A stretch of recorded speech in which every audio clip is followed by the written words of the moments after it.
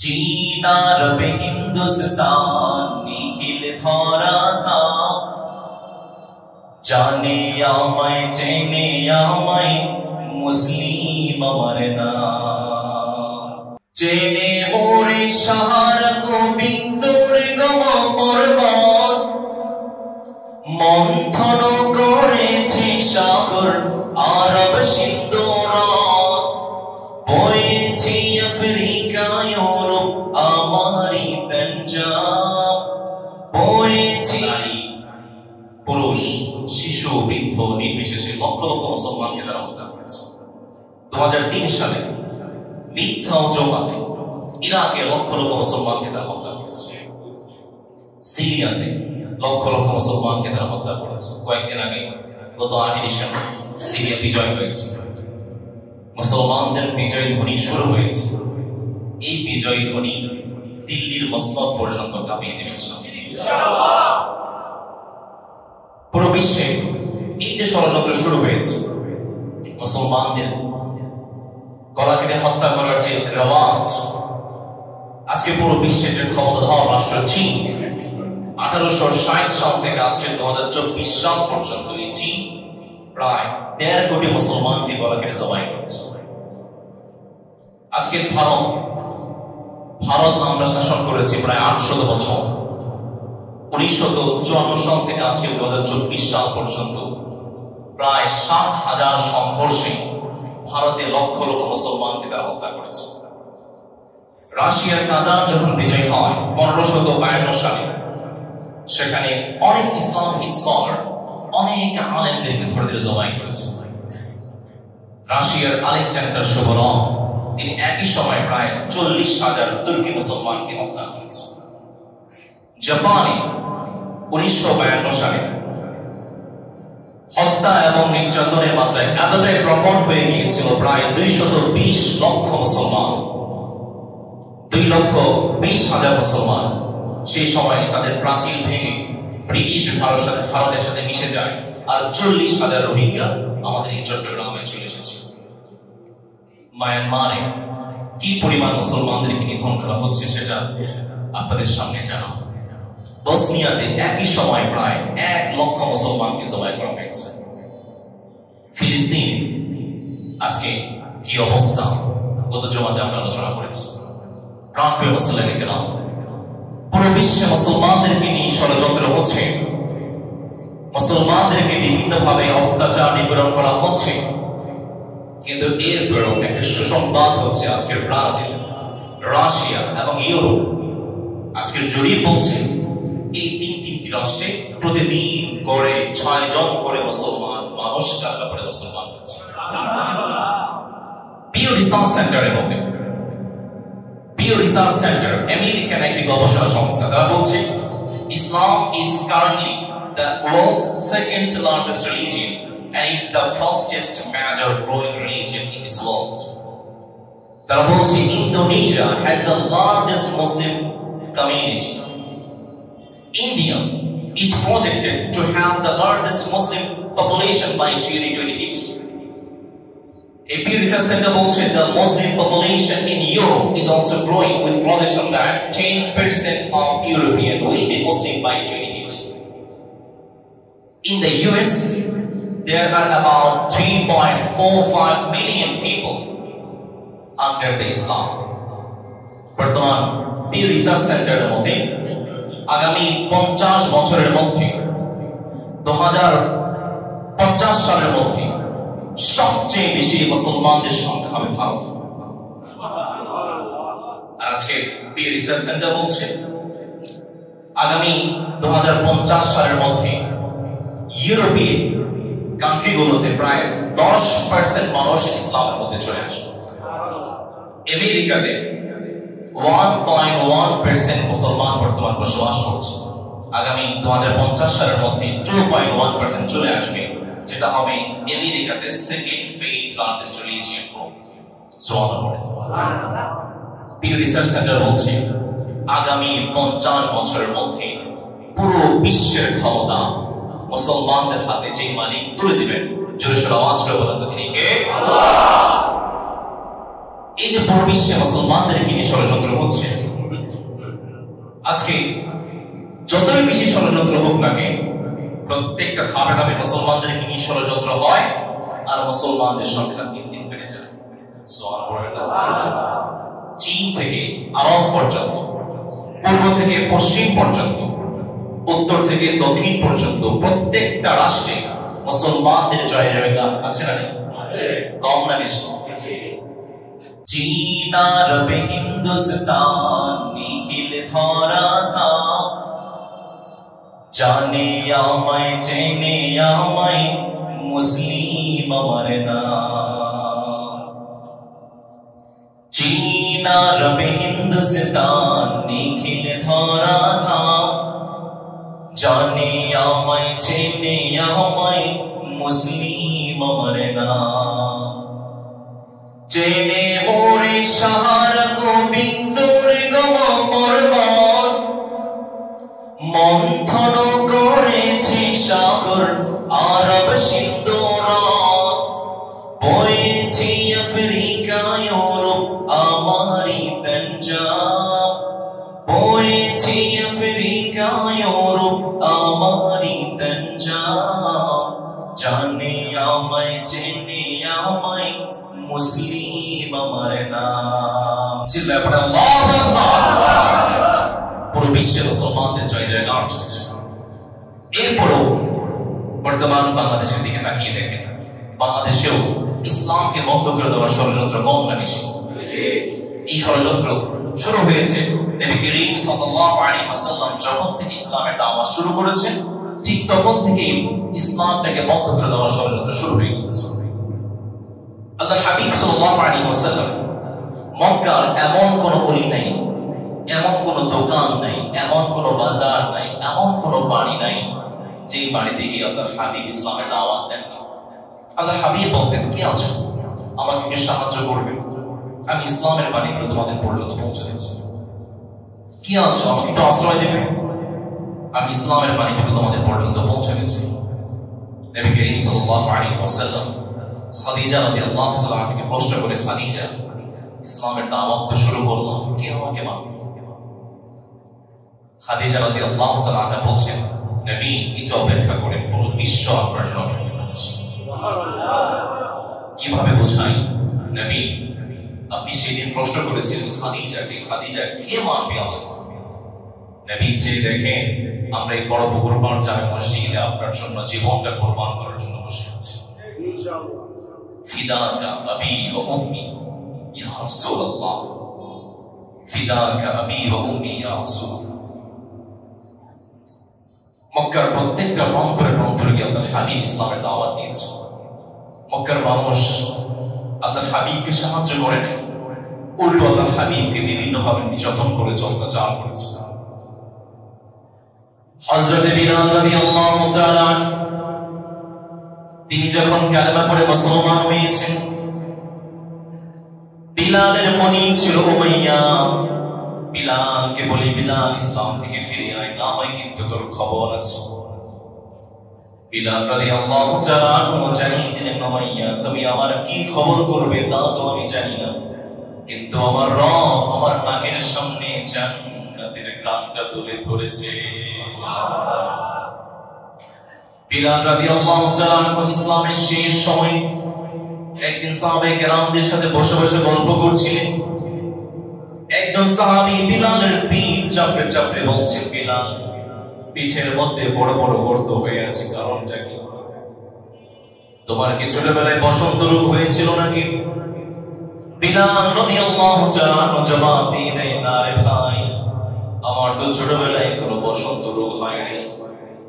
আমি যখন কালেমা পড়ে মুসলমান হয়েছি, উমাইয়া আমাকে জ্বলন্ত কয়লার মধ্যে শুইয়ে দিয়েছে, আর কয়লার আগুনগুলো আমার পিঠের মধ্যে ঢুকে ঢুকে আমার পিঠ থেকে চর্বি পড়তে পড়তে কয়লার আগুনটা বন্ধ হয়ে গিয়েছে। আর সেই কয়লাগুলো যখন আমার পিঠের মধ্যে ঢুকে গিয়েছে, আজকে আমার পিঠের মধ্যে বড় বড় গর্ত হয়ে যাচ্ছে। হযরত ইয়াসির রাদিয়াল্লাহু তাআলা যখন কালেমা পড়ে মুসলমান হলেন, তাকে জবাই করে ফেলা হলো। স্ত্রী সুমাইয়া রাদিয়াল্লাহু তাআলা যখন কালেমা পড়ে মুসলমান হয়েছে, ইসলামের বিখ্যাত দুশমন আবু জেহেল সুমাইয়া রাদিয়াল্লাহু তাআলা আনহার লজ্জাস্থানে পল্লব নিক্ষেপ করে সুমাইয়াকে শহীদ করে দেয়। ইসলামের প্রথম মহিলা শহীদ ছিলেন, শহীদা ছিলেন এই সুমাইয়া। তাদের পরিবারের দুইজন সন্তান ছিল, একজন ছিল আম্মার আর একজন ছিল আব্দুল্লাহ। মক্কার কাফেররা আব্দুল্লাহকে শহীদ করে দেয়। সর্বশেষ বেঁচে ছিলেন আম্মার। নবী করিম সাল্লাল্লাহু আলাইহি ওয়াসাল্লাম যখন তাদের পাশ দিয়ে যেতেন, আল্লাহর হাবিব বলতেন, ইয়াসিরের পরিবার তোমরা সুসংবাদ গ্রহণ করো, অতি নিকটবর্তী সময়ে ইসলামের জয় জয়কার পুরো বিশ্বের বুকে ছড়িয়ে যাবে। নবী করিম সাল্লাল্লাহু আলাইহি ওয়াসাল্লাম যখন দেখতে পেলেন না ইসলামের দাওয়াত মক্কার বুকে দেওয়া যাচ্ছে না, গোপনে গোপনে আল্লাহর হাবিব মক্কার বুকে ইসলামের দাওয়াত দেয় আর দুহাত তুলে রবের কাছে দোয়া করে, মালিক মক্কায় দুইজন বিখ্যাত কাফের আছে, একজন হচ্ছে আবু জেহেল আর একজন হচ্ছে ওমর। দয়া করে মায়া করে এই দুইজন কাফেরের মধ্যে যাকে পছন্দ হয় তাকে আপনি কালিমার দাওয়াত দিয়ে ইসলামটাকে শক্তিশালী বানিয়ে দেন। রব্বুল আলামিন নবীজির এই দোয়াটাকে ওমরের জন্য কবুল করলেন। ওমর রাদিয়াল্লাহু তাআলা আনহু চারটি ধাপ পেরিয়ে কালেমা পড়ে মুসলমান হয়েছিলেন। আমার প্রিয় বড় পুকুর পাড়ের ভাইরা যদি বুঝে থাকেন বলেন তো দেখি ওমর কয়টি ধাপ পেরিয়ে কালেমা পড়ে মুসলমান হয়েছে? আরো জোরে বলেন কয়টি? তার মধ্যে এক নাম্বার ছিল নবীজির দোয়া। নবী করিম সাল্লাল্লাহু আলাইহি ওয়াসাল্লাম যখন দুহাত তুলে রবের কাছে দোয়া করেছেন, সাথে সাথে আল্লাহর হাবিবের দোয়াটাকে যেই মালিক কবুল করেছেন তিনি কে? দুই নাম্বার, ওমর রাদিয়াল্লাহু তাআলা মুসলমান হওয়ার কারণ হলো সাহাবায়ে কেরামদের ভালোবাসা, নবীজির কথা, নবীজির ব্যবহার, সাহাবায়ে কেরামদের প্রতি নবীজির ভালোবাসা। যখন ওমর দেখেছেন ওমর আর বসে থাকতে পারেনি, ইসলামের প্রতি ধাবিত হয়ে গিয়েছেন। তিন নাম্বার কারণ হলো একদিন ওমর নিজের বাড়ি থেকে বের হয়ে বাইতুল্লাহতে বসে আছেন। হঠাৎ করে দেখতে পেলেন আল্লাহর হাবিব দূরে দাঁড়িয়ে সালাত আদায় করছেন। সালাতের মধ্যে আল্লাহর হাবিব কত সুন্দর করে, কত চমৎকার করে কোরআন তেলাওয়াত করেন। আল্লাহর হাবিব চমৎকার করে কোরআন তেলাওয়াত করেন। ওমর রাদিয়াল্লাহু তাআলা মনে মনে ভাবতে শুরু করলেন, কি ব্যাপার, মুহাম্মদ কবি হইল কেমনে? মুহাম্মদ কবিতা পাঠ করছে। নবী করিম সাল্লাল্লাহু আলাইহি ওয়াসাল্লাম সাথে সাথে সালাতের মধ্যে পড়ে ফেললেন, ওমা হুয়া বিকাউলি শাইরিন কালিলাম মা তুমিনুন। নবী করিম সাল্লাল্লাহু আলাইহি ওয়াসাল্লাম পড়ে ফেললেন, না না, এটা তো কোনো কবিতা নয়, এটা তো কোনো কবির কথা নয়। ওমর রাদিয়াল্লাহু তাআলা মনে মনে ভাবে, আমি তো মনে মনে বললাম, তাহলে মুহাম্মদ আমার মনের খবর কিভাবে বুঝতে পারলো? মুহাম্মদ তাহলে গণক হয়ে গিয়েছে। নবী করিম সাল্লাল্লাহু আলাইহি ওয়াসাল্লাম সাথে সাথে সালাতের মধ্যে পড়ে ফেললেন, ওয়ালা বিকাউলি কাহিনিন কালিলাম মা তাযাক্কারুন। আল্লাহর হাবিব সাল্লাল্লাহু আলাইহি ওয়াসাল্লাম পড়ে ফেললেন, না না, এটা তো কোনো কবির কথা নয়, এটা তো কোনো গণকের কথা নয়, এটা তো কোনো কবিতা নয়। ওমর মনে মনে ভাবে, মুহাম্মদ যদি কবিতা না হয়, গণক না হয়, কবি না হয়, মুহাম্মদ এই কোরআন কোথা থেকে পেয়েছে? সাথে সাথে আল্লাহর হাবিব সাল্লাল্লাহু আলাইহি ওয়াসাল্লাম সালাতের মধ্যে পড়ে ফেললেন, তানজিলুম মির রাব্বিল আলামিন। আল্লাহর হাবিব সাল্লাল্লাহু আলাইহি ওয়াসাল্লাম পড়ে ফেললেন, না না, এটা তো কোনো কবির কথা নয়, এটা তো কোনো গণকের কথা নয়। যে মালিক দয়া করে মায়া করে এই কোরআনটাকে আমাদের কাছে নাযিল করেছেন, গলার আওয়াজটা ছেড়ে দিয়ে বলেন তিনি কে? ওমর রাদিয়াল্লাহু তাআলা এই ইসলামের দিকে আরেক ধাপ ধাবিত হয়ে গেলেন।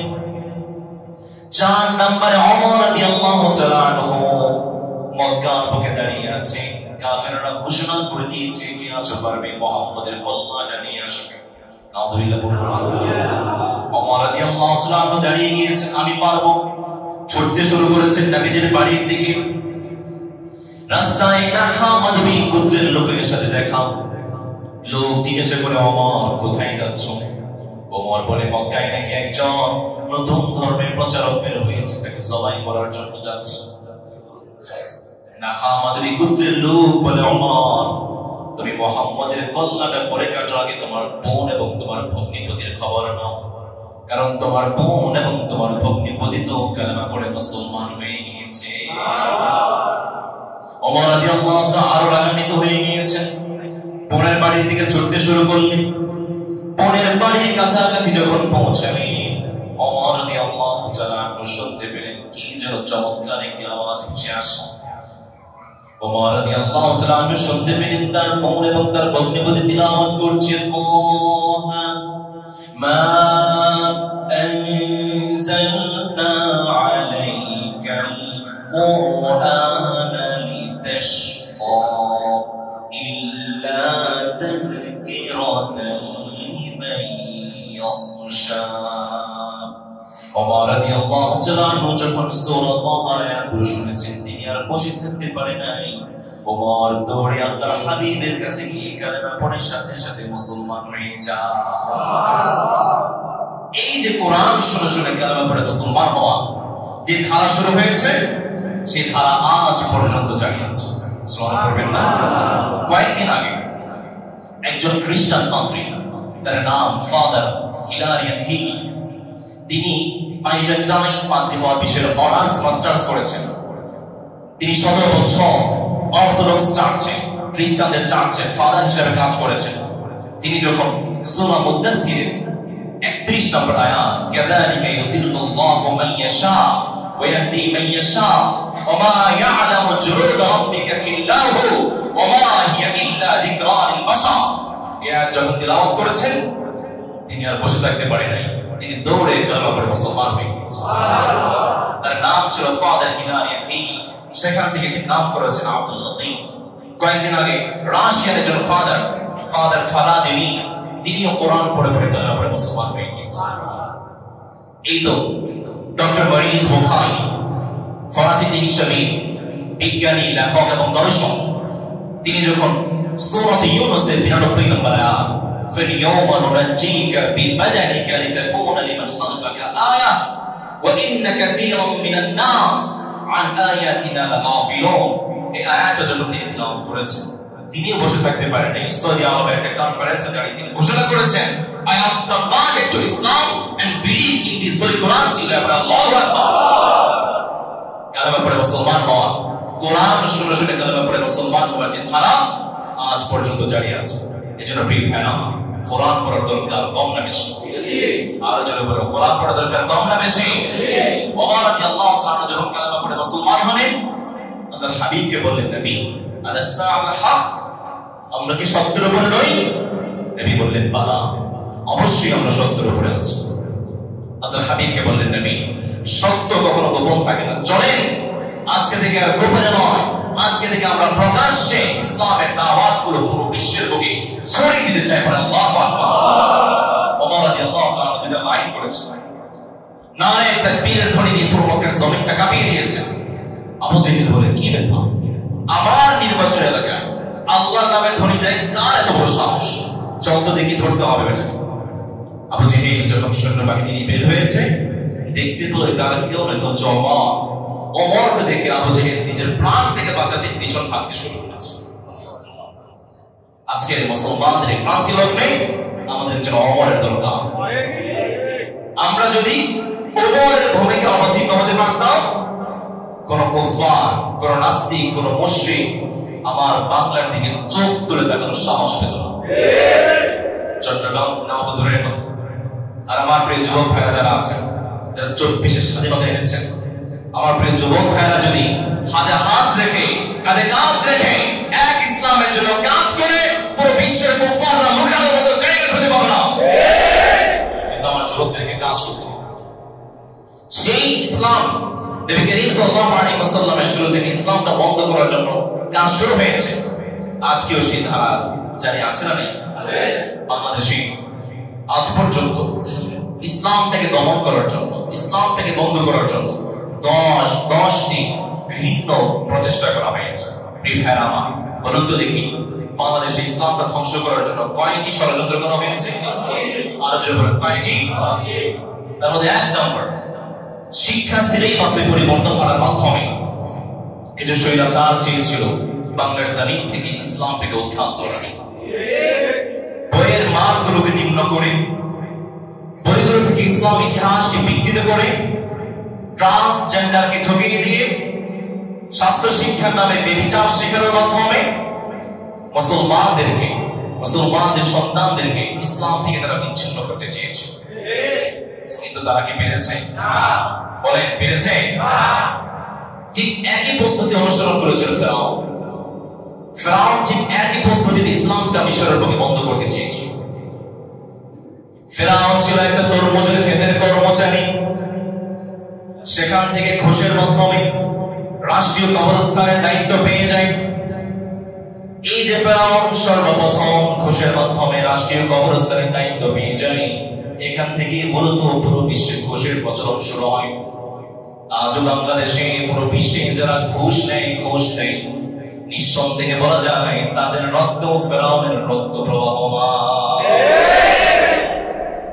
ফেরাউন যখন ঘুষের মাধ্যমে মিশর রাষ্ট্রের কবরস্থানের দায়িত্ব পেয়ে গেল, বন্ধু হামান করে, বন্ধু তোমাকে আরো বড় হতে হবে। ফেরাউন খুনাখুনির মাধ্যমে মিশরের প্রেসিডেন্ট হয়ে যায়। বন্ধু হামান বলে, বন্ধু তোমাকে আরো বড় হতে হবে, তোমাকে আনা রব্বুকুমুল আ'লা, আমি সবচেয়ে বড় রব, এটা তোমাকে দাবি করতে হবে। ফেরাউন বলে, বন্ধু কি বলো? ছিলাম তো তরমুজের ক্ষেতের কর্মচারী, সেখান থেকে ঘুষের মাধ্যমে রাষ্ট্রীয় কবরস্থানের দায়িত্ব পেয়ে গেলাম, খুনাখুনির মাধ্যমে মিশরের প্রেসিডেন্ট হলাম। এখন যদি আমি মিশরের বুকে দাঁড়িয়ে আমি সবচেয়ে বড় রব এটা দাবি করি, কে আমাকে মেনে নেবে? হামান বলে, বন্ধু আমার কাছে একটা প্ল্যান আছে, আমাকে 40টা বছর সময় দাও। 40 বছরের মধ্যে মিশরের সমাজটাকে আমি এমন ভাবে সাজাবো, তুমি শুধু মিশরের বুকে দাঁড়িয়ে আনা রব্বুকুমুল আ'লা, আমি সবচেয়ে বড় রব হিসাবে দাবি করবে, মিশরের প্রত্যেকটা মানুষ তোমাকে রব হিসাবে মেনে নেবে। ফেরাউন বলে, বন্ধু তোমার কি প্ল্যান? 40 বছরে তুমি কি করতে চাও? হামান বলে, বন্ধু 40 বছরের মধ্যে প্রথম 10 বছরে মিশরের বুকে যে শিক্ষা সিলেবাস আছে, শিক্ষা সিলেবাসকে পরিবর্তন করব। আর মিশরের বুকে যত আসমানি কিতাবগুলো আছে, আসমানি কিতাবগুলোকে শিক্ষা সিলেবাস থেকে উঠিয়ে দেব। দ্বিতীয় 10 বছরে আসমানি কিতাবের যত আলেমরা আছে, আলেমদেরকে হত্যা করব। তৃতীয় 10 বছরে মিশরের প্রত্যেকটা সেক্টরে ফ্রি লিস্টিংয়ের ব্যবস্থা করে দেব। শিক্ষা খাতে, গার্মেন্টস গুলোতে, কর্মচারীগুলোতে প্রত্যেকটা জায়গায় ফ্রি লিস্টিংয়ের ব্যবস্থা করে দেব। আর ফ্রি লিস্টিংয়ের ব্যবস্থা করার কারণে যে যার সন্তানগুলো আসবে, চতুর্থ 10 বছরে আমাদের মিশরের প্রশাসনের দায়িত্ব সেই যার সন্তানদের হাতে দিয়ে দেওয়া হবে। 40 বছর পরে তুমি মিশরের বুকে দাঁড়িয়ে আনা রব্বুকুমুল আ'লা, আমি সবচেয়ে বড় রব হিসাবে দাবি করবে। যে তোমাকে রব হিসাবে মেনে নিতে অস্বীকার করবে, তাকে এই যার সন্তানগুলোর মাধ্যমে বাধ্য করা হবে। বলুন তো দেখি, চট্টগ্রামের ভাইরা, ফেরাউন যে অ্যাকশনগুলো নিয়েছিল মিশরের বুকে ইসলামটাকে ধ্বংস করার, আর বাংলার বুকে যারা শিক্ষা সিলেবাস থেকে ইসলামটাকে উঠিয়ে দেওয়ার মাধ্যমে বাংলার জমিন থেকে যারা ইসলামটাকে বন্ধ করতে চেয়েছিল, তাহলে ফেরাউনের সাথে বাংলার এই স্বৈরাচারদের সাথে মিল কম না বেশি? 2 নম্বর, বাংলার জমিন থেকে ইসলামটাকে বন্ধ করে দেওয়ার জন্য 2 নম্বর অ্যাটেম্প ছিল আলেমদের শরীর থেকে রক্ত ছড়িয়েছে। তারা 28 অক্টোবর রক্ত ছড়িয়েছে, তারা 13 মে রক্ত ছড়িয়েছে, ঠিক না? জেনারেল আব্দুল কাদের মোল্লার রক্ত তারা ছড়িয়েছে, মতিউর রহমান নিজামীর রক্ত তারা ছড়িয়েছে, আল্লামা আহমদ শফি রাহিমাহুল্লাহ রক্ত তারা ছড়িয়েছে, জুনায়েদ বাবুল রাহিমাহুল্লাহ রক্ত তারা ছড়িয়েছে। বাংলার অনেক আলেমের রক্তের মাধ্যমে তাদের হাত আজও রক্তে রঞ্জিত হয়ে আছে। তারা চেয়েছিল বাংলার জমিন থেকে ইসলামকে উৎখাত করবে আলেমদের রক্ত ঝরানোর মাধ্যমে। চট্টগ্রামের ভাইরা, রক্ত দিয়েছি, রক্ত ঝরিয়েছি, প্রাণ দিয়েছি, কখনো ইসলামকে আমরা বিলীন হতে দেই নাই। চিন্তা করেন ঠিক কিনা? নিজের জীবনে প্রাণ থাকবে বা না থাকবে সেটা দেখার বিষয় নয়, ইসলাম বাংলার জমিনে থাকবে, থাকবে ইনশাআল্লাহ। তারা চেয়েছিল বাংলার জমিন থেকে আলেমদের রক্ত ঝরানোর মাধ্যমে ইসলামটা বন্ধ করবে। ঠিক একই পদ্ধতি অবলম্বন করেছিল আবু জেহেল, একই পদ্ধতি অবলম্বন করেছিল আবু লাহাব। নবী করিম সাল্লাল্লাহু আলাইহি ওয়াসাল্লাম যখন সাফা পাহাড়ে দাঁড়িয়ে বললেন, কুলু লা ইলাহা ইল্লাল্লাহ তুফলিহুন, বলো লা ইলাহা ইল্লাল্লাহ, সফল কাম হবে। আবু লাহাব বলে, মা জামা'তানা ইল্লা বিহাদা তাব্বান লাকা ইয়া মুহাম্মদ। আবু লাহাব বলে, কি রে মুহাম্মদ, ইসলামের দাওয়াত দেওয়ার জন্য এখানে একত্রিত করেছিস? এই কথা বলে আবু লাহাব আল্লাহর হাবিবের দিকে একটা পাথর নিক্ষেপ করেছে। আল্লাহর হাবিবের শরীর থেকে রক্ত মোবারক ঝরেছে। আল্লাহর হাবিব ইসলাম থেকে ফিরে এসেছে। তারা চেয়েছিল বাংলার জমিনে আলেমদের রক্ত ঝরানোর মাধ্যমে ইসলামটা বন্ধ করবে, তারা পারেনি। 3 নম্বরে তারা চেয়েছিল ইসলামী নেতারা যারা আছে, উলামায়ে কেরাম যারা আছে, তাদেরকে বিভিন্ন অফার করার মাধ্যমে, সম্পদের অফার, নারীর অফার, ক্ষমতার অফার করার মাধ্যমে তারা মুসলমানকে ইসলাম থেকে ফিরিয়ে আনবে। আপনারা আল্লামা দেলওয়ার হোসেন সাঈদী রাহিমাহুল্লাহ নাম শুনেছেন? চিনেন?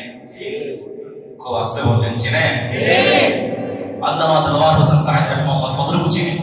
তিনি যখন জেলখানায় ছিলেন, স্বৈরাচার সাঈদী রাহিমাহুল্লাহকে অনেকগুলো অফার করেছে, বলেছে সাঈদী চলে আয়, ইসলাম থেকে ফিরে আয়, ক্ষমতা লাগে ক্ষমতা দেব, সম্পদ লাগে সম্পদ দেব, যা লাগে তাই দেব। আল্লামা সাঈদী রাহিমাহুল্লাহ জবাব দিয়েছেন, আমার জীবন যাবে, এরপর ইসলাম থেকে এক বিন্দু ফিরে সরে আসবে।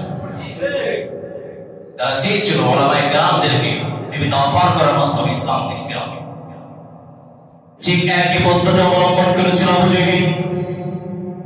নবী করিম সাল্লাল্লাহু আলাইহি ওয়াসাল্লামকে অফার করে, মুহাম্মদ ইসলাম থেকে ফিরে আয়, মুহাম্মদ ইসলাম থেকে ফিরে আসো, মক্কার যত ধন সম্পদ আছে সব ধন সম্পদ তোমাদেরকে দিয়ে দেওয়া হবে।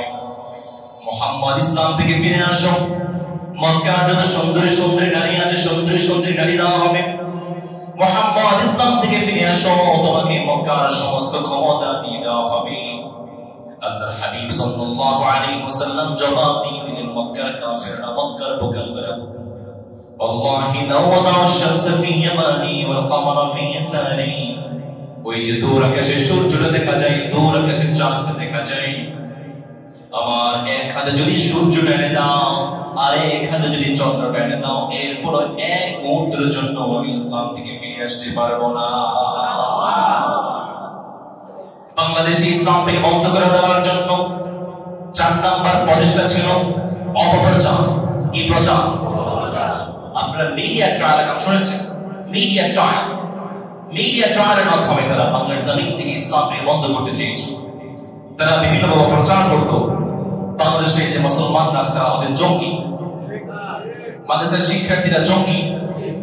তারা বিভিন্নভাবে প্রচার করত আমরা নাকি উগ্রপন্থী।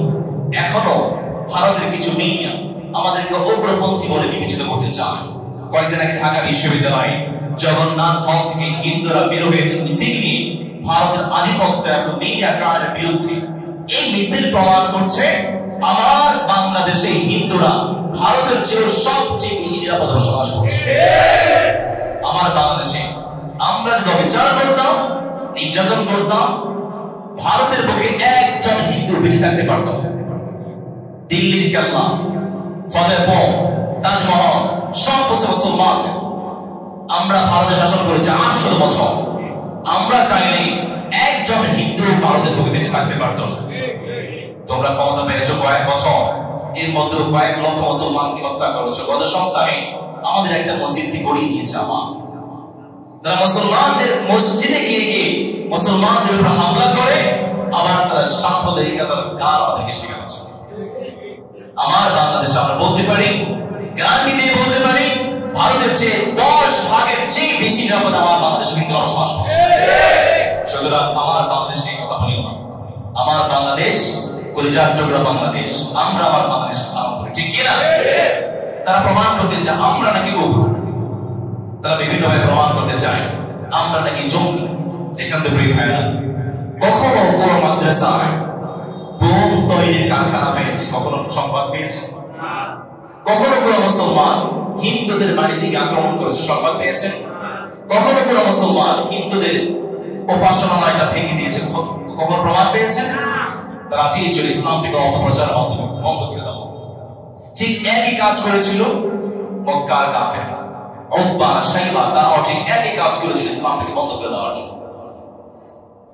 মক্কার যে বড় বড় কাফেররা আছে তারা বলে হজের সময় চলে আসলো, পৃথিবীর আনাচে কানাচে থেকে ষড়যন্ত্র বাস্তবায়ন করার জন্য বড় বড় কাফের যারা ছিল উতবা, শাইবা, আবু লাহাব, আবু জাহিল, তারা হাজীদের পিছন পিছন ছোট ছোট দাওয়াত দিতে লাগলো। মক্কার লোকেরা শোনো, ও হজ আদায়কারীরা শোনো, মক্কায় কিন্তু একজন পাগল আছে, তার নাম হচ্ছে মুহাম্মদ। তোমরা কিন্তু ভুলেও তার কাছে যাবা না।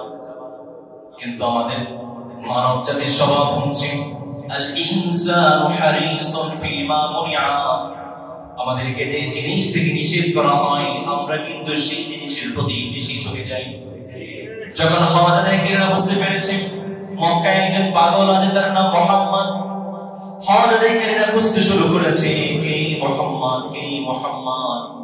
হজ আদায়কারীরা যখন দেখতে পেয়েছে আল্লাহর হাবিব একটা গাছের নিচে বসে বসে কালেমার দাওয়াত দেয়, হজ আদায়কারীরা যখন আল্লাহর হাবিবের কণ্ঠে ইসলামের দাওয়াত শুনেছেন, কোরআনের দাওয়াত শুনেছেন, তারা বসে থাকতে পারে নাই।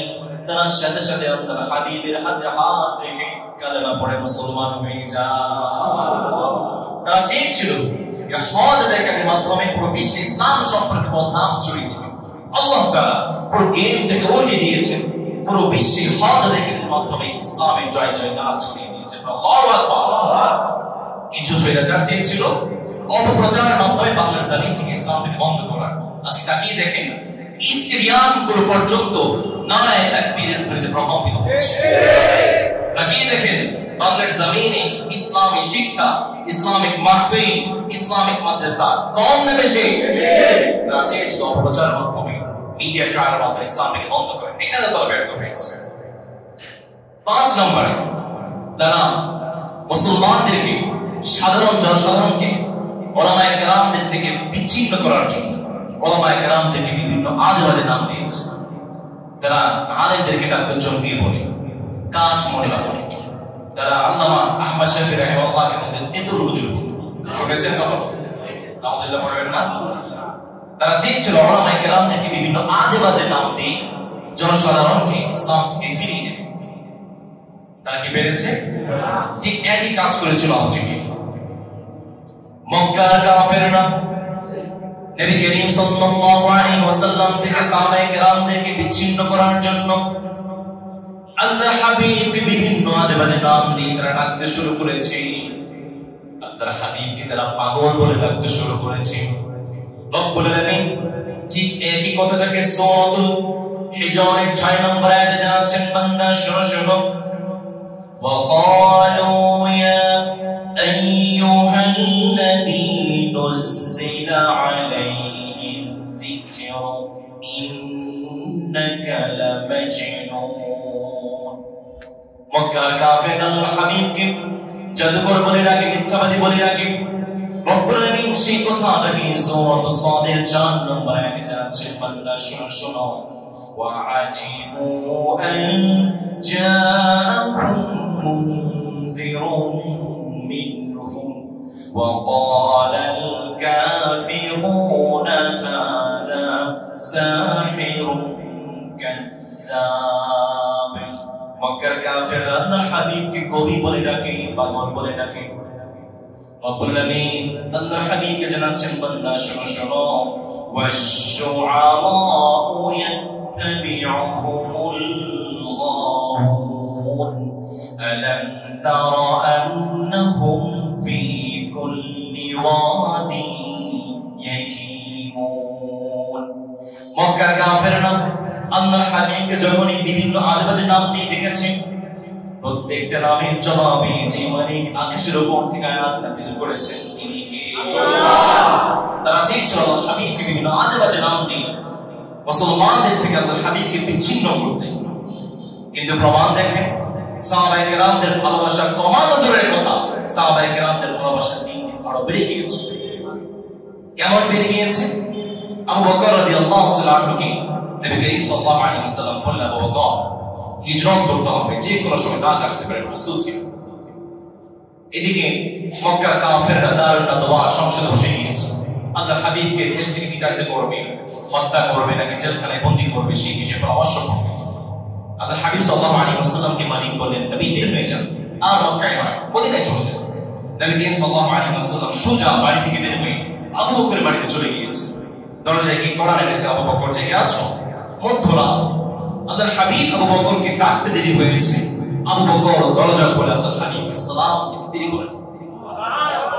নবী করিম সাল্লাল্লাহু আলাইহি ওয়াসাল্লাম বলেছেন, কি রে আবু বকর, মধ্যরাত, কোন শীতের মধ্যে গভীর রাতে ডাক দিলাম, ডাক দিতে দেরি, দরজা খুলতে দেরি করলাম, কিভাবে সম্ভব?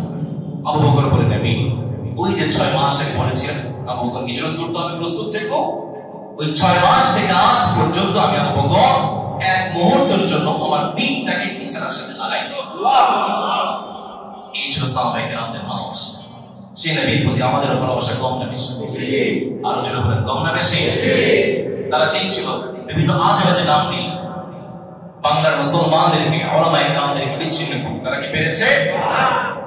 এটা ছিল 5 নম্বর ষড়যন্ত্র।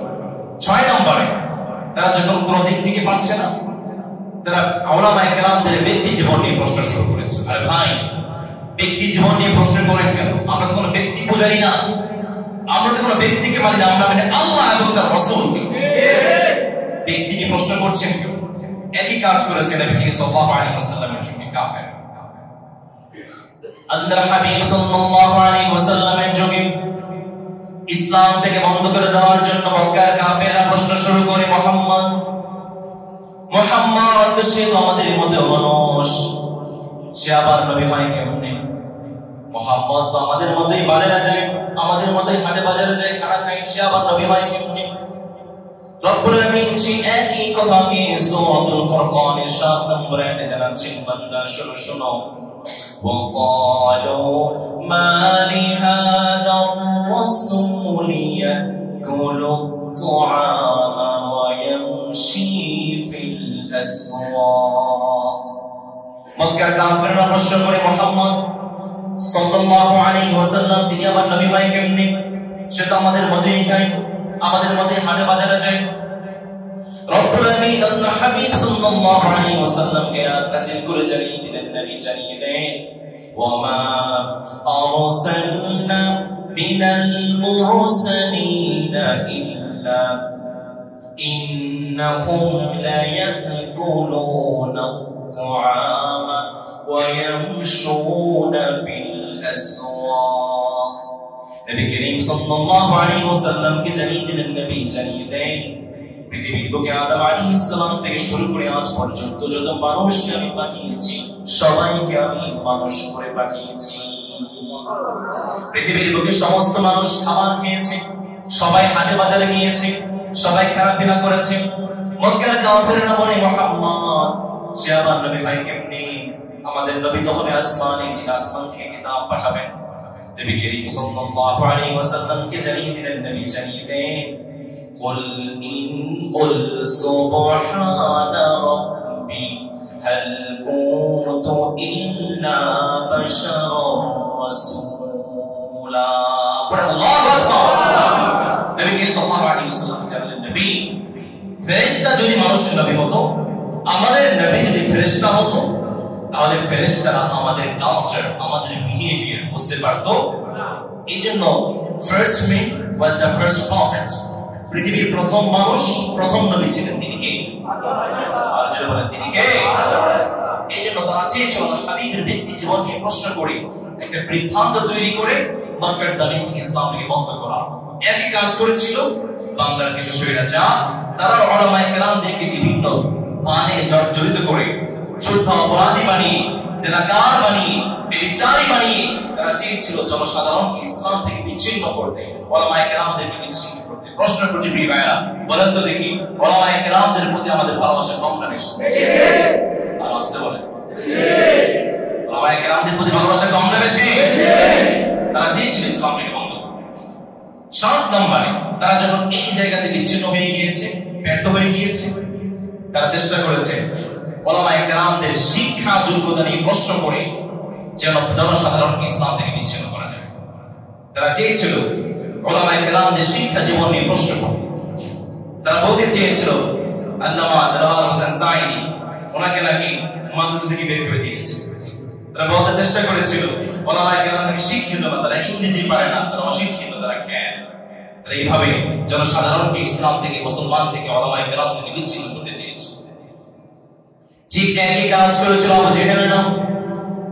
নবী করিম সাল্লাল্লাহু আলাইহি ওয়াসাল্লামের যুগে ইসলামটাকে বন্ধ করে দেওয়ার জন্য তারা আল্লাহর হাবিবের শিক্ষা জীবন নিয়ে প্রশ্ন করে তারা বলতে শুরু করে, মুহাম্মদ তুমি যে কিতাবটা নিয়ে এসেছো সেই কিতাবটা তুমি নিজে বানিয়েছো অথবা কোন সম্প্রদায় তোমাকে সাহায্য করেছে?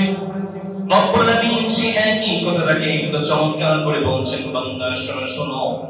وقال الذين كفروا إن هذا إلا إفك افتراه وأعانه عليه قوم آخرون। মক্কার কাফেররা বলে, মুহাম্মদ তুমি যে কিতাবটা নিয়ে আসলে, তুমি যে কোরআনটা নিয়ে আসলে, এই কোরআনটা তুমি নিজে বানিয়েছো না হয় কোন একটা সম্প্রদায় তোমাকে সাহায্য করেছে? রব্বুল আমিন আকাশের উপর থেকে আয়াত নাযিল করে জানিয়ে দিলেন, নবী আপনি জানিয়ে দেন, ওয়া ইন কুনতুম ফি রাইবিন মিম্মা নাযালনা আলা আবদিনা ফাতু বিসূরাতিন মিন মিথলি ওয়াদউ শুহাদাআকুম মিন দুনিল্লাহি ইন কুনতুম সাদিকিন। নবী করিম সাল্লাল্লাহু আলাইহি ওয়াসাল্লামকে জানিয়ে দিলেন, নবী আপনি জানিয়ে দেন, এই কিতাবটা যদি আমি নিজে বানিয়ে থাকি, মক্কার কাফেররা তোমরা যদি পারো তাহলে কোরআনের মধ্যে একটা কোরআন তোমরা নিয়ে আসো। কোরআনের মধ্যে একটা কোরআন নিয়ে আসতে হবে না, একটা সূরা তোমরা নিয়ে আসো। একটা সূরাও নিয়ে আসতে হবে না, কোরআনের আয়াতের মধ্যে একটা আয়াত তোমরা নিয়ে আসো। প্রিয় চট্টগ্রামের ভাইয়েরা, প্রশ্ন করছি, মক্কার কাফেররা কিয়ামত পর্যন্ত যদি চেষ্টা করে কোরআনের আয়াতের মধ্যে একটি আয়াত তারা মানতে সক্ষম হবে নাকি? সর্বশেষ তারা বলতে বাধ্য হয়েছে, লাইসা হাযা মিন কালামিল বাশার, এই কোরআনটা কোন মানুষের কালাম হতে পারে না। এই কোরআনটা যে মানি দয়া করে মায়া করে আমাদের কাছে নাযিল করলেন তিনি কে? আল্লাহ।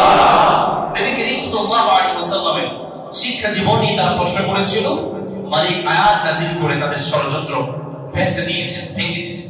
সর্বশেষ এই মক্কার কাফেরদের মতো বাংলার কিছু স্বৈরাচার উলামায়ে কেরামদের শিক্ষা জীবনী প্রশ্ন করে বিভ্রান্ত সৃষ্টি করে জনসাধারণ থেকে উলামায়ে কেরামদেরকে বিচ্ছিন্ন করতে চেয়েছে। ৮ নম্বরে কিছু স্বৈরাচার চেয়েছিল বাংলার জমিন থেকে, বাংলাদেশ থেকে মাহফিলগুলো বন্ধ করে উলামায়ে কেরামদের মুখ থেকে বন্ধ করে দিতে।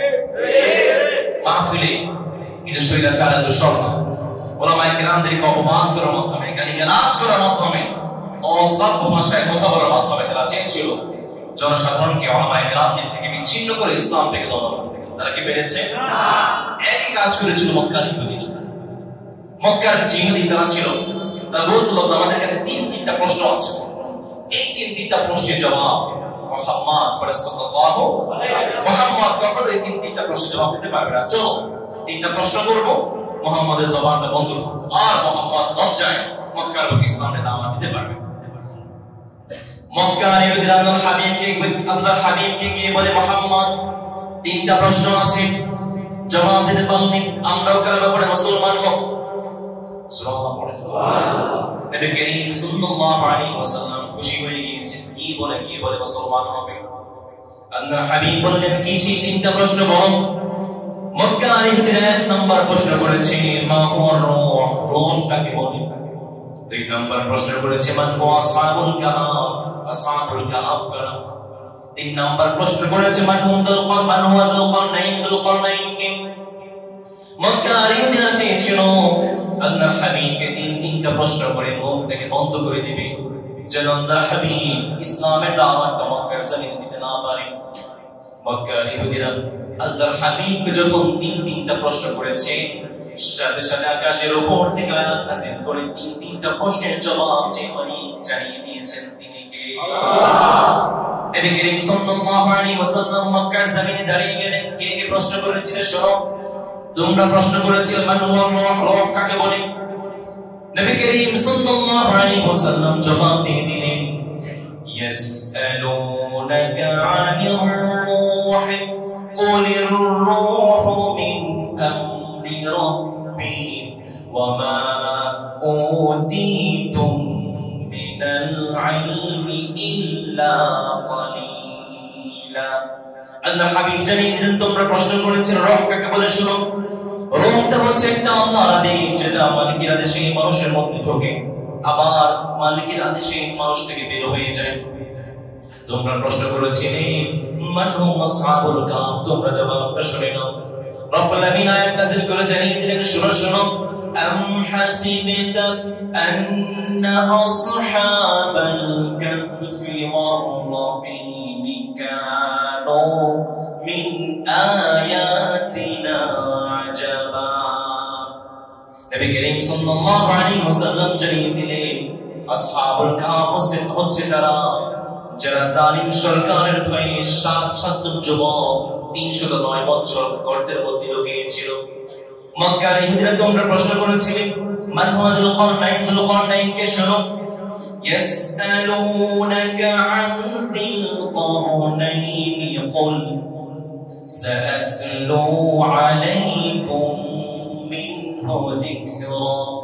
মক্কার কাফেররা প্রশ্ন করেছিল যুল কারনাইন কে? তোমরা জবাবটা শুনে নাও। যুল কারনাইন হচ্ছে এমন একজন বাদশা যিনি পুরো বিশ্বটাকে শাসন করেছে। নবী করিম সাল্লাল্লাহু আলাইহি ওয়াসাল্লাম যখন মক্কার ইহুদিদের তিনটা প্রশ্নের জবাব দিয়ে দিয়েছে, মক্কার ইহুদিরা কি কর্তব্য বিমূঢ় হয়ে গিয়েছে। এরপর কি তারা কালেমা পড়ে মুসলমান হয়েছে? তারা চেয়েছিল আল্লাহর হাবিবের মুখটাকে বন্ধ করে দিতে। আকাশের উপর থেকে আয়াত নাযিল করে প্রত্যেকটা প্রশ্নের জবাব যে মালিক জানিয়ে দিয়েছেন তিনি কে? আল্লাহ। দেখেন, বাংলার জমিনে তারা মাহফিলগুলো বন্ধ করতে চেয়েছিল, উলামায়ে কেরামদের মুখটাকে বন্ধ করতে চেয়েছিল। এক আলেমকে বন্ধ করেছে, এক কোরআনের পাখিকে বন্ধ করেছে, লক্ষ কোরআনের পাখি বাংলার জমিনে দাঁড়িয়ে গিয়েছে। একজনকে বন্ধ করেছে, লক্ষ কোরআনের তাফসীর কারো পুরো বাংলার জমিনে ছড়িয়ে গিয়েছে। আল্লাহু আকবার। এই জন্য তারা চেয়েছিল মাহফিলগুলোকে প্রশ্নবিদ্ধ করে উলামায়ে কেরামদের জবানটাকে বন্ধ করতে। 9 নম্বরে তারা যখন সব দিক থেকে ষড়যন্ত্রে ব্যর্থ হয়ে গিয়েছে, তারা স্লোগান শুরু করেছে, ধর্ম যার যার, উৎসব সভা। আরো আসতে পড়ে না। এই ঘোরের মধ্যে এখন অনেক মুসলমান বসে আছে। ধর্ম যার যার, উৎসব সভা নয়। ধর্ম যার যার, উৎসব তার না। ঠিক কি না? তোমাদের ধর্মের সাথে আমাদের ধর্মের কোনো সম্পর্ক নাই। নবী করিম সাল্লাল্লাহু আলাইহি ওয়াসাল্লামকে যখন কোনভাবে ইসলাম থেকে বেরাতে পারছে না, মক্কার কাফেররা বলে ওয়াদু লাউ তুদহিনু ফাইদিনু। নবী আসেন, ইসলামের সাথে জাহিলিয়াত একটা স্মৃতি বন্ধন তৈরি করে দিই। নবী, আপনিও আমাদের ধর্মের কিছু অংশ মানবেন, আমরা মক্কার কাফেররা আপনার ধর্মের কিছু অংশ মানব। আল্লাহর হাবিব জানিয়ে দিলেন, কুল ইয়া আইয়ুহাল কাফিরুন লা আ'বুদু মা তা'বুদুন ওয়া লা আনতুম আ'বিদুনা মা আ'বুদ ওয়া লা আনা আ'বিদুম মা আ'বাদতুম। তোমাদের ধর্মের সাথে ইসলামের এক বিন্দু পরিমাণ সম্পর্ক থাকতে পারে না। অনেক যুবক ভাইরা বসে আছে, হিন্দুদের উৎসবগুলোতে গিয়ে সিনি খান, নাচানাচি করেন। যুবক ভাই, মনে রাখবেন, আল্লাহর হাবিবের হাদিস থেকে বলছে, আপনার মতো যুবকের এক বিন্দু পরিমাণ দাম ইসলামের মধ্যে নাই। আপনি থাকেন আর না থাকেন, ইসলামের মধ্যে এক বিন্দু পরিমাণ সম্মান আপনার মধ্যে নেই। চিন্তা করেন, ঠিক কিনা? এজন্য ধর্ম যার যার, উৎসব সবার নয়। ধর্ম আমার, উৎসব আমার। ধর্ম তোমার, উৎসব তোমার। ঠিক কিনা? তারা চেয়েছিল স্লোগানের মাধ্যমে ইসলামটাকে বন্ধ করতে। কি বলেন প্রিয় ভাইরা? বলবেন স্লোগান? বলা যাবে? সর্বশেষ স্বৈরাচার যখন কোনো দিক থেকে পারছে না, উলামায়ে কেরামদেরকে জেলখানার মধ্যে বন্দী করে দিয়েছে। এক একজন আলেম যুগের পর যুগ জেল খেটেছে। স্বৈরাচার বিদায় হয়েছে, আজ পর্যন্ত উলামায়ে কেরাম জেলখানার মধ্যে বন্দী আছে। ডক্টর আসিফ নজরুলকে প্রশ্ন করতে চাই, উলামায়ে কেরাম আজ পর্যন্ত কেন জেলখানায় বন্দী আছে? অতি বিলম্বে প্রত্যেকটা আলেমকে জেল থেকে মুক্তি দিতে হবে। উলামায়ে কেরাম আমরা মেনে নিব ঠিক কি না এজন্য তারা চেয়েছিল জেলখানায় বন্দী করে ওলামায়ে কেরামদের থেকে জনসাধারণকে বিচ্ছিন্ন করতে তারা কি পেরেছে ইসলামের জন্য আমাদের ভালোবাসা কম না বেশি নবী করিম সাল্লাল্লাহু আলাইহি ওয়াসাল্লামকে জেলখানায় বন্দী করে দিয়েছিল শিবে আবু তালিব আব্দুল হাবিব কি কোনো খাবার দেয়নি আব্দুল হাবিব গাছের পাতা খেয়েছেন শিকড় খেয়েছেন বাকল খেয়েছেন আব্দুল হাবিবের পায়খানাটা ছাগলের বিশ্রান্ত হয়ে গিয়েছে তারা চেয়েছিল আব্দুল হাবিবকে তিনটা বছর শিবে আবু তালিব ইসলামকে বন্ধ করতে তারা কি পেরেছে আমরা ইসলামের সাথে আছি ইনশাআল্লাহ ইউরিদুনা লিইউতফিউ নূরাল্লাহি বিআফওয়াহিহিম ওয়াল্লাহু মুতিম্মু নূরিহি ওয়ালাউ কারিহাল কাফিরুন যুগে যুগে কাফেরদের লোক নিষ্ফলিঙ্গের সাথে ইসলামের দীপ শিখার সংঘর্ষ হয়েছে যে দেখেন যুগে যুগে কাফেরদের লোক নিষ্ফলিঙ্গ বন্ধ হয়ে গিয়েছে আর ইসলামের দীপ শিখা আজও জ্বলজ্বল করছে ইসলাম শিখিয়েছে অসত্যের কাছে কখনো নত নাহি হবে সে ভয়ে কাঁপে কাপুরুষ লড়ে যাবে প্রিয় ভাইরা আমার বীর চট্টলার ভাইরা ইসলামের জন্য লড়তে রাজি আছেন ইনশাআল্লাহ কে রাজি আছেন দোয়া দেখতে চাও আল্লাহ তৌফিক দান করে আমিন আল্লাহ আমাদের কবুল করুন করে আমিন আমরা যেভাবে এখানে বসেছি আল্লাহ তাআলা যেন জান্নাতে ঠিক একভাবে বসার তৌফিক দান করে আমিন দোয়া করছি যারা এই চমৎকার মসজিদটাকে সাজিয়েছেন মসজিদ কমিটি যারা আছেন মুসলিম کرام যারা আছেন আল্লাহ তাআলা আমাদের এই কাজগুলো কবুল করে আজাদের ওসিলা করে আমিন ওয়াসিল দাওয়ানা আলহামদুলিল্লাহি রাব্বিল আলামিন শুকরিয়া জ্ঞাপন করছি যারা আমাকে সুযোগ করে দিয়েছেন বারাকাল্লাহু ফীকুম ওয়া শাফাকুমুল্লাহ ওয়া হাদাকুমুল্লাহ ওয়াসসালামু আলাইকুম ওয়া রাহমাতুল্লাহি ওয়া বারাকাতুহু